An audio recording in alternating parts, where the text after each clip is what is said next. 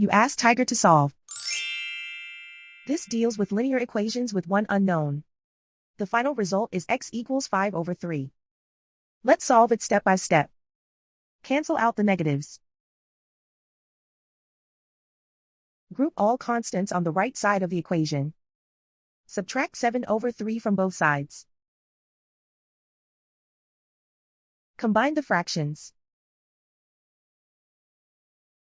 Combine the numerators. Reduce the zero numerator. Simplify the arithmetic. Convert the integer into a fraction. Combine the fractions. Combine the numerators. And so the final result is x equals 5/3.